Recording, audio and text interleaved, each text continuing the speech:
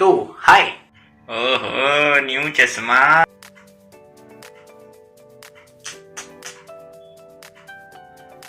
तो उम्मीद है आप सब स्वस्थ होंगे, मस्त होंगे और अपने कामों में व्यस्त होंगे।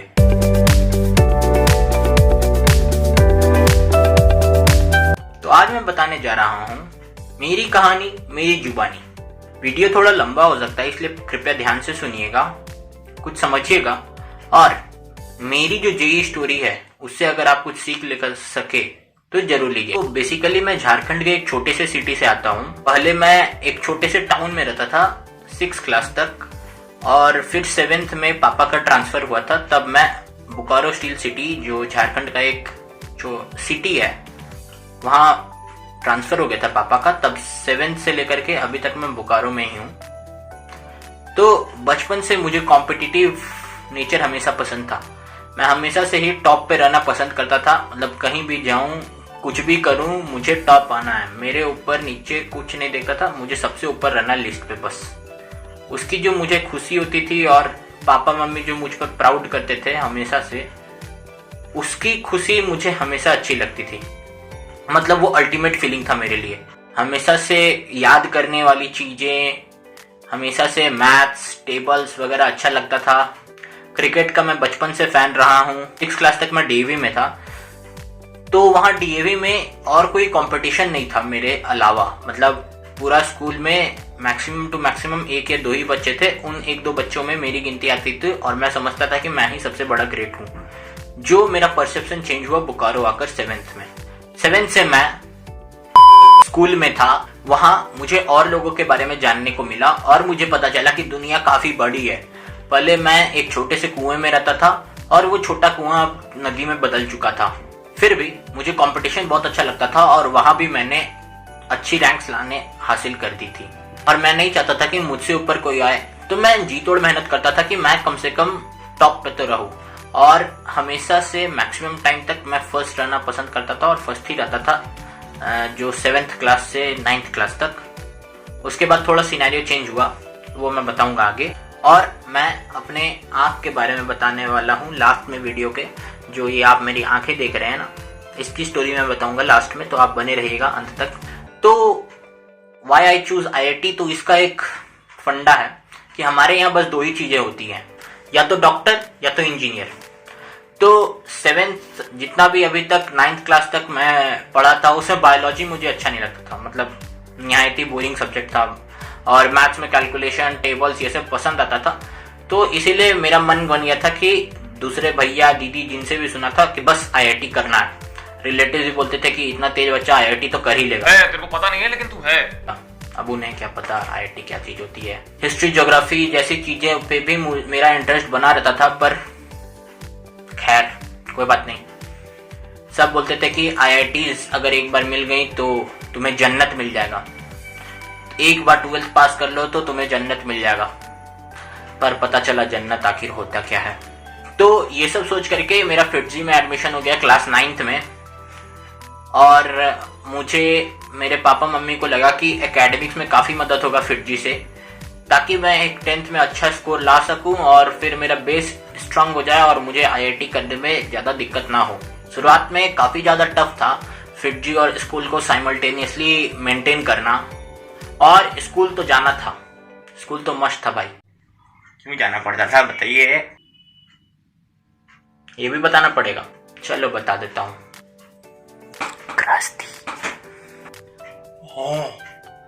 नाम नाम नाम तो बताइए प्लीज, नाम तो बताइए जल्दी। नहीं बता सकता यार, मार खिलवाओगे क्या? तो फिटजी और स्कूल को मैनेज करना काफी ज्यादा टफ था। फिटजी में जाने के बाद जब मेरा पहला दिन था फिटजी में जाने के बाद, काफी ज्यादा एक्साइटेड था। वहां जाकर पता चला असली कंपटीशन क्या होता है। मेरे तो हालत खराब हो गई थी। डिफरेंट स्कूल्स, डिफरेंट बच्चे, बाकी सब बात करें आइंस्टाइन इक्वेशन का, न्यूटन का, E=mc²। मेरा तो दिमाग खराब हो गया था उस दिन कि बच्चे आखिर बात क्या कर रहे हैं। मैं सब में हाँ एकदम ओके हाँ अरे आता है ऐसे कर रहा था। कुछ उस समय पता नहीं था, बट मैं दिखाता था सबको कि मुझे सब कुछ आता है। और ये मेरा बिहेवियर था, वही मेरा लॉस हुआ। अंतिम में जा करके, बट मैंने बाद में रियलाइज किया। अब आप लोग को बताया मैंने कि स्कूल जाना क्यों जरूरी था। हाँ बताया ना, एकदम बहुत इंपॉर्टेंट रीजन था, क्रॉस थी। हाँ भाई थी, बस खुश सबकी रहती है। अलग सर बोलते हैं होती सबकी, बताता कोई नहीं है।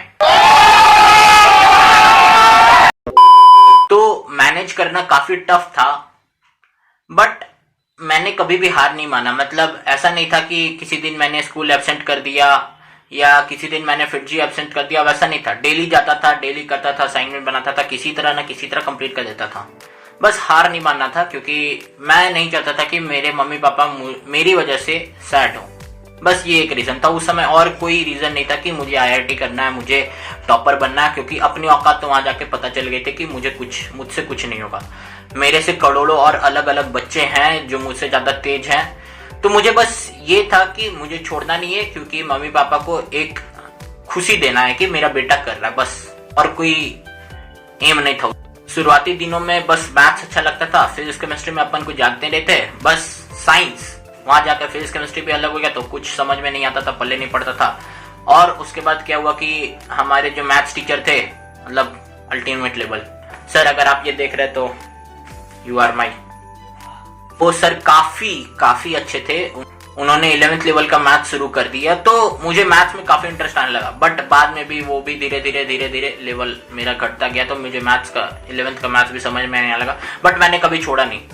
ये मेरा हमेशा से था कि मुझे कुछ करना है, मुझे बस सैड नहीं करना। मम्मी पापा जितना भी पैसा लगा रहे, कम से कम उसे बर्बाद तो ना करूं। फिजिक्स केमिस्ट्री बस एग्जाम के पहले पढ़ता था और कुछ ध्यान नहीं रहता था। हमेशा डाउट क्लास लास्ट डे लेता था, सर लोग परेशान हो गए थे मेरे से।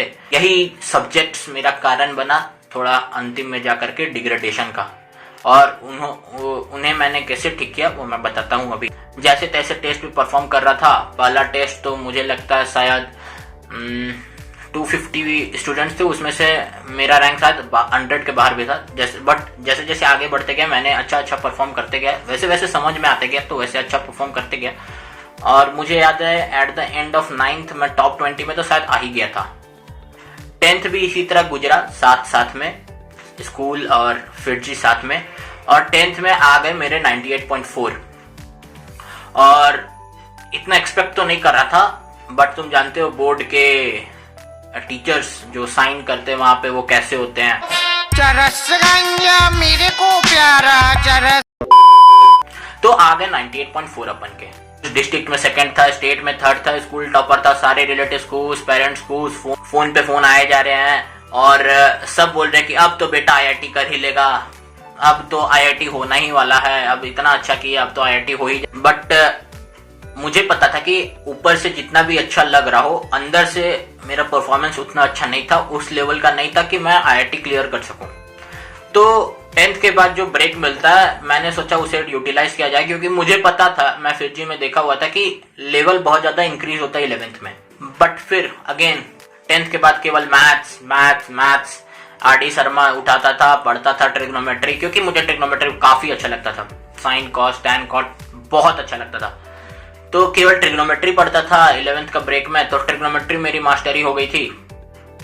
उसके बाद सर्कल्स, पाराबोला, एलिप्स ये सब पढ़ता था, बट केवल मैथ्स पढ़ता था ब्रेक में।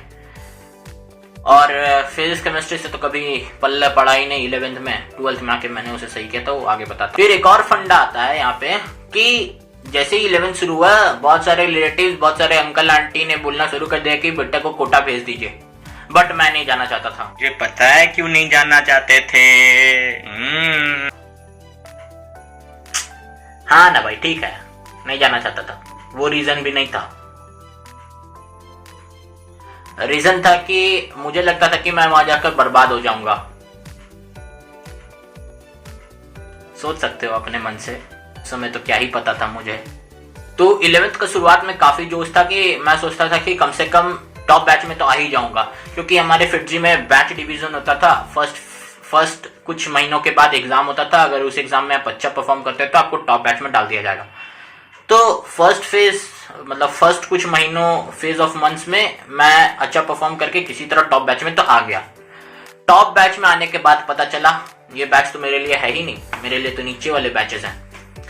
उन बैचेस में भाई साहब इतने अलग लेवल के बच्चे, इतने एक्सट्रीम लेवल के बच्चे कि सब मैं क्वेश्चन लिख के खत्म करता हूँ, उनका आंसर आ जाता है, इतने तेज थे। मतलब जो चैप्टर मुझे अच्छा लगता उसका मैं बना देता था, बट जो चैप्टर्स मैंने अभी अभी जस्ट सर ने पढ़ाया उन लोग पहले से ही पढ़ के आते थे। मतलब हम लोग का बैच का मेन रूल यही था कि सर ने पढ़ाया उससे पहले तुमको पढ़ के आना। तो सब बच्चे आंसर दे रहे हैं, मुझे समझ में नहीं आता था। इसी तरह आधा 11th बीत गया और इससे भी ज्यादा मुझे क्लास से ज्यादा इंटरेस्टिंग ये लगता था कि छुट्टी हुई, मैं फिटजी में था, वो में थी और मैं छुट्टी के बाद उससे मिलने जाता था हमेशा। तो ये मेरा बहाना हो गया था कि क्लास के बाद मिलने जाना है, बट क्या कर सकते हैं, सबके साथ होता है। तो उस प्रॉब्लम का सॉल्यूशन निकला, बाद में निकला। तो बीत चुका था कुछ अक्टूबर नवंबर, मतलब मैं अक्टूबर नवंबर चला गया था। मतलब बीच का जैसे 11th का फर्स्ट फेज मैंने अच्छा किया, बीच का जो फेज था वो पूरा मेरा चला गया था हाथ से, कुछ इसी सब चक्करों में।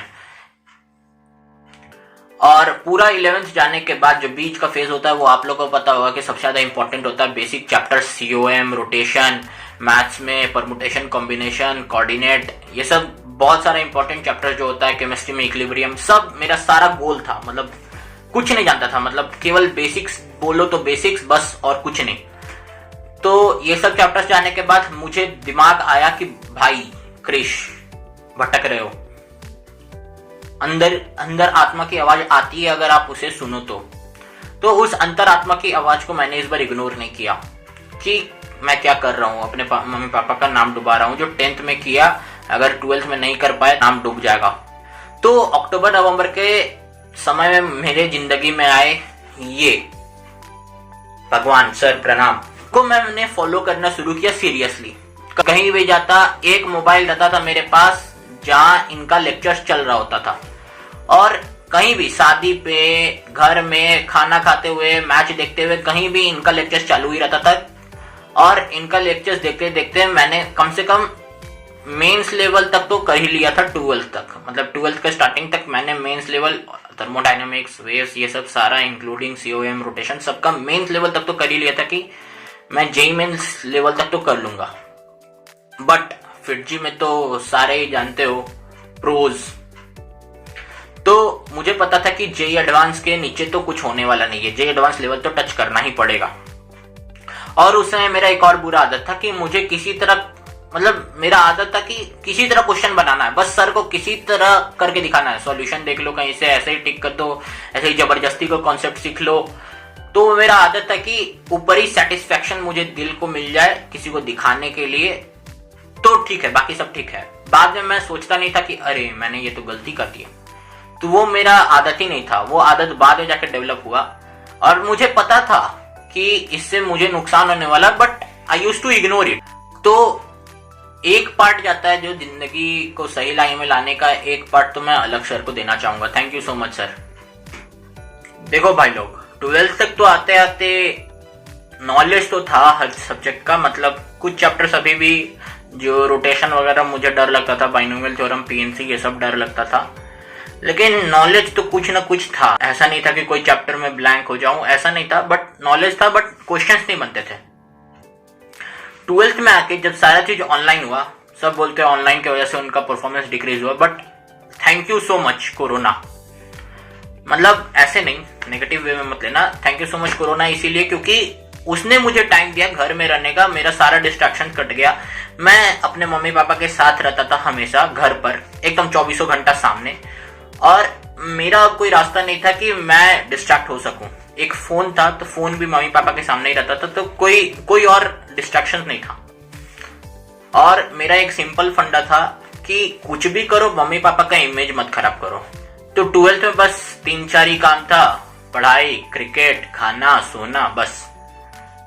तो सुबह चलती थी ऑनलाइन क्लासेस स्कूल की, शाम में चलती थी ऑनलाइन क्लासेस फिटजी की, और जितना बाकी टाइम मिलता था, ट्रांसपोर्टेशन वगैरह का टाइम घट गया था, डिस्ट्रैक्शंस उसका टाइम घट गया था, और बाकी सारा टाइम हट गया था। तो बाकी जितना भी टाइम बचता था मैं असाइनमेंट्स करता था जो फिटजी से दिया गया था, और स्कूल का तो ऑनलाइन था तो उसका कोई मतलब नहीं है, तो उसी बीच में उसी में असाइनमेंट्स कर लेता था। और असाइनमेंट्स के साथ साथ 11th का भी पढ़ता था, लेक्चर्स देखता था ये अलग सर का, और मैथ्स मुझे कोई प्रॉब्लम नहीं थी तो मैथ्स में अपने से पढ़ लेता था। और मेरा एक आदत था कि जो शुरू किया उसे खत्म करो। अगर मैंने 11th का शुरू किया काइनेमेटिक्स चैप्टर और मैंने टारगेट ले लिया, फर्स्ट ऑफ ऑल टारगेट तो बनाना ही है कि मैं आज इतना क्वेश्चंस कर लूंगा। तो मेरा जो टारगेट रहता था कि जो भी 30-40 क्वेश्चंस बनाना है आज के आज, वो मैं बना के खत्म कर दूंगा। देखो आज तक मैंने इरोडो कभी नहीं बनाया, बस वही 3-4 क्वेश्चंस जो सर देते थे बस वही से बनाया। इरोडो मैंने पर्सनली आज तक नहीं बनाया, मुझे देख के ही डर लगता था यार, तो इरोडो मैंने आज तक नहीं बनाया। बट हाँ, जो सिंगेज, पीवाईक्यूज, जो भी फिटजी के मॉड्यूल्स, आरटीपीएफ जितना भी बनाया ऑनेस्टली बनाया। वो एक फंडा होना चाहिए, 10 नाव पे मत कूदिए, एक नाव पे अगर आप चला रहे तो एक नाव को शिद्दत से चलाइए। और मुझसे अगर क्वेश्चंस नहीं बनते थे, स्ट्रगल तो बहुत होता था मुझसे, तो मुझे अभी भी याद है कि 12th क्लास में मुझसे प्रोजेक्टाइल मोशन नहीं बनती थी, तो मुझे समझ ही नहीं आता था कि वो सब फंडा क्या है। तो जब ऑनलाइन हुआ शुरू तो मैंने एनालाइज करना शुरू किया, मैं अपने आप को सेटिस्फाई करने के लिए अपने आप से ही चीटिंग कर रहा हूँ। हम लोग क्या करते हैं कि हम लोग कुछ क्षण की खुशी के लिए अपने आप से चीटिंग तो कर लेते हैं, बट अल्टीमेटली वो सेटिस्फाइंग नहीं रहता है। और हार तो मैं कभी मानता ही नहीं था, मतलब अगर कोई क्वेश्चंस नहीं बने, कोई सोल्यूशन कहीं से नहीं मिले तो गूगल पे सर्च करते रहा, आधा घंटा 1 घंटा टीचर से पूछते रहा जब तक डाउट क्लियर ना हो। ये सब 12th की। 11th में तो जबरदस्ती का काम था कि किसी तरह सॉल्यूशन कहीं से सीख लिया, किसी तरह रट लिया उसके बाद। बट मैंने 12th में ऐसा नहीं किया। 12th में जब तक कुछ क्लियर ना हो तब तक मैं कहीं आगे बढ़ता ही नहीं था। नवंबर तक फिटजी का सारा सिलेबस खत्म हो चुका था, बट मैं अभी भी दिल से सेटिस्फाइड नहीं था। और फिर आते हैं वो जिनका मैं हमेशा से शुक्रगुजार रहता हूँ, अलग सर। उन्होंने लॉन्च किया एक बैच नवंबर में, क्रैश कोर्स जेई 2021। वो मात्र 2100 का था, तो मैंने उसे ज्वाइन कर लिया कि ये सोच कर कि मेरा रिवीजन हो जाएगा कम से कम जेई मेंस लेवल के लिए। मैंने अल्टीमेट मेहनत की। उस समय लास्ट के जो 2-3 महीने थे उसमें मैंने अल्टीमेट मेहनत की। मैं डेली रूटीन बनाता था 14-15 घंटे का, भले ही फॉलो ना कर पाया, बट 14-15 घंटा में से तो मैं 12-13 घंटा जरूर पढ़ता था। 1-2 घंटा जो मेरा आगे पीछे हुआ मैं वो ट्राई करता था कि अगला दिन कैसे यूटिलाइज करूं। फरवरी में मैंने दिया अपना पहला अटेम्प्ट, उसमें आया 98.74 परसेंटाइल। तो उतना तो हैप्पी नहीं था, बिकॉज मैंने सुना था कि 99 परसेंटाइल अच्छा स्कोर होता है। बाद में पता चला 99 भी अच्छा नहीं होता है। अच्छा कॉलेज में, अच्छा ब्रांच में लेने के लिए 99 भी बढ़िया नहीं है। और मार्च अटेम्प्ट में मेरा आ गया 99.47 और सब लोग खुश, 99.47 आ गया, अच्छा NIT मिल जाएगा, एक डिसेंट ब्रांच मिल जाएगा, मैं भी खुश। बट अगेन, जो बच्चा IIT का सपना लेकर चला था 9th क्लास से, वो अगर NIT में खुश हो गया, मतलब कुछ तो रीजन था कि मैं मेहनत करना नहीं चाहता था। और सच में मैं मेहनत करना नहीं चाहता था। मैं चाहता था कि किसी तरह बैठे बैठाए मुझे रिजल्ट्स मिल जाए, मुझे सारा चीज मिल जाए। But again thanks to physics वाला, वहाँ कुंदन सर ने मुझे बताया, मोटिवेट किया कि IITs आर एवरीथिंग। एक और इससे रिलेटेड मैं एक एग्जांपल देना चाहूंगा कि जो भी बच्चे सोचते हैं कि IIT और NIT में क्या डिफरेंस है, तो एक रिपोर्ट के अनुसार मैंने कहीं पढ़ा था, मुझे याद नहीं है एग्जैक्टली, बट मैंने पढ़ा था कि एक अगर सेम बंदा है, अगर वो NIT में पढ़ रहा है और एक IIT में पढ़ रहा है, अगर उसको दोनों का पैकेज देना होगा तो IIT वाला को ज्यादा प्रायोरिटी दिया था, because of the tag only. Tag का इंपॉर्टेंस तो होता है। तो वहां से फिर मैंने शुरू किया IIT का, मतलब मेरे पास नॉलेज तो था, बट वो जो फिनिशिंग और फर्निशिंग था ना, वो मुझे PW ने दिया। इन डेज में मैंने बुक्स लगाई, PYQs लगाया, टेस्ट दिया। डेली मैं तो 2 टेस्ट दे देता था। अगर मन किया, अगर एनर्जी है तो मैं 3-6 घंटा तो टेस्ट ही दे देता था। अगले दिन फिर एनालाइज करता था, और हफ्ते में तो 3 या 4 टेस्ट तो जरूर देता था। 2 मेंस, 2 एडवांस। आगे का सपना है वो मैं IIT दिल्ली में जाके परस्यू कर सकता हूँ। और जिन बच्चों को लगता है कि IITian तो एकदम पैदा ही होकर आते हैं तेज, तो मैं उन्हें बता दूं कि देखो, हम लोग भी जनरल बच्चे थे, एकदम मेहनत नहीं करना चाहते थे। जो तुम लोग जैसे बहुत सारे मैक्सिमम बच्चे इसी तरह होते हैं जो मेहनत नहीं करना चाहते हैं, मोटिवेटेड नहीं होते, बट कुछ तो करना है भाई लाइफ में। अपने लिए नहीं सही तो मम्मी पापा के लिए सही, लेकिन कुछ करो। ऐसा ना करो कि तुम अपने मम्मी पापा का नाम नीचा कर दो। हमेशा ऊंचा करने की कोशिश करो, या नहीं भी तो जितना नाम है उतना तो इक्वल करके रखो। ऐसा ना बोले कोई कि उन्होंने कितना पैसा लगाया अपने बेटे के ऊपर और उन्होंने सारा उड़ा दिया पैसा। ऐसा नहीं होना चाहिए। मेरे डिस्ट्रैक्शंस की बात करो तो पहला डिस्ट्रैक्शन तो मैंने तुम्हें बता दिया, जो 12th में जाके खत्म हुआ। और अभी भी है। और एक और डिस्ट्रैक्शन था मेरा क्रिकेट। मुझे क्रिकेट मतलब सबसे पहला प्यार क्रिकेट था, तो क्रिकेट मुझे काफी पसंद था। मैं आईपीएल, इंडिया, सारी क्रिकेट मैचेस देखता था। 8-8 घंटा जो ओडीआई चलता उसे पूरा देखता था, बट स्ट्रैटेजी से। सामने टीवी चल रहा होता है, बट मेरे हाथ में हमेशा कॉपी पेन रहता था कि कोई भी क्वेश्चंस वो मैं सोचते रहूं। पहले एफिशिएंसी कम हो जाता है, बट तुम्हारा जीरो नहीं होता। तो मैं ये बोलना चाह रहा हूं कि डिस्ट्रैक्शन तो सबके होते हैं, सबके जिंदगी में अलग अलग लेवल के डिस्ट्रैक्शन होते हैं, बट उन्हें टैकल कैसे करो, उनके साथ आप व्यवहार कैसे करो, वो इंपॉर्टेंट होता है ज्यादा। मेरे मान लो कि मैंने 8 घंटा बर्बाद कर दिया था एक दिन में, तो मैं सोचता था कि बाकी 16 घंटे मैं कैसे यूटिलाइज करूं। मेरे साथ हुआ है, मैं पर्सनली झूठ नहीं बोल रहा। मैं 8 घंटा पूरा बर्बाद कर देता था मैच देखने में, बस उसमें जितना 2-4 क्वेश्चंस बने वही। ये बोल रहा था कि डिस्ट्रैक्शंस आपको कंट्रोल करना पड़ेगा कुछ हद तक। अगर आपको कुछ चीज पसंद है तो उसके बाद आप सोचिए कि और कुछ नहीं होना चाहिए। मैं आज तक कभी भी मॉल नहीं गया फिल्म देखने के लिए। मुझे एवेंजर्स, डीसी, मार्वल ये सब के बारे में कुछ नहीं पता, लेकिन मतलब एक ही चीज पे रहिए। अगर आपको कोई चीज अगर दिल से बहुत अच्छा लगता है तो बस वही होना चाहिए, बाकी डिस्ट्रैक्शंस नहीं होना चाहिए। मेरे पास इंस्टाग्राम भी नहीं था 12th तक, टेलीग्राम भी नहीं था 12th तक, बस मेरे पास व्हाट्सएप था। तो आपको कुछ पाने के लिए कुछ तो खोना पड़ता है, ये कहावत तो सच है। मेरे दोस्त जाते थे मूवीज में, थिएटर, मॉल जाते थे, बट मैं मना कर देता था, बिकॉज मैं चाहता था कि कुछ कर लो पहले, फिर उसके बाद शांत। और हाँ, लास्ट में बताने वाला था इसके बारे में, जिन्हें नहीं देख रहा देख लीजिए। देखो मेरे साथ क्या हुआ था कि जब मैं 3 इयर्स का था तो मेरी ये आंख में चोट लग गई थी, तार से वो कॉर्निया कट गया था। तो बस उसके बाद 7 ऑपरेशन हो चुके हैं इस आंख में, बट नो डिफरेंस। तो मुझे कोई गम नहीं है, कोई ये नहीं है, प्रॉब्लम नहीं है, बट ये कभी कभी फील होता है कि 2 आंख से लोग कैसे दिखते होंगे, बस वो मलाल है। तो कोई बात नहीं, कोई प्रॉब्लम नहीं है। भगवान जैसा किए, जो किए, जो होता है अच्छे के लिए होता है।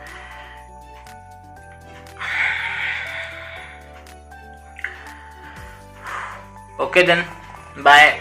आई hope you liked my story, और अगर पसंद आई हो तो आप दूसरे लोगों के साथ शेयर करें। ना कि मैंने अपनी टेलीग्राम की आईडी दी हुई है डिस्क्रिप्शन में, अपने चैनल की भी आईडी दी हुई है डिस्क्रिप्शन में, तो आपको ज्वाइन करना हो तो कर सकते हो। मैं अपने टेलीग्राम पे चैनल पे आजकल फिजी के जो क्वेश्चंस रहते हैं, मॉड्यूल डीपीपीज, उन्हें मैं भेज रहा हूँ, तो अब अगर चाहें तो सॉल्व कर सकते हैं। अभी भी जो भी टीचर्स, मेंटर्स होते हैं वो बस बता सकते हैं, बाकी करना तो आपके हाथ में है। आप अगर करेंगे तो IIT होगा। बस वो एटीट्यूड आपके अंदर होना चाहिए कि मैं कर सकता हूँ। मैंने बताया ना अपने बारे में, एकदम बेसिक से लेकर के एकदम अप लेवल।